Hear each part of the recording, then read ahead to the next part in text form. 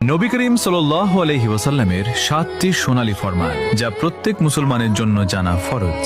Number 1, তুমি নুজুমের কাছে যেও না, অর্থাৎ জাদুটোনা থেকে সম্পূর্ণ দূরে থাকো। নাম্বার 2, আনন্দ সমূহকে শেষ করে দেয় এমন জিনিসকে বেশি বেশি স্মরণ করো, আর তা হলো মৃত্যু। নাম্বার 3, এই দুনিয়ায় এমন ভাবে বসবাস করো যেন তুমি একজন আগন্তুক অথবা একজন মুসাফির। নাম্বার 4, কবরকে সিজদা করার স্থানে পরিণত করো না, অর্থাৎ আল্লাহ ছাড়া অন্য কারো সামনে মাথা নত বা সিজদা করো না।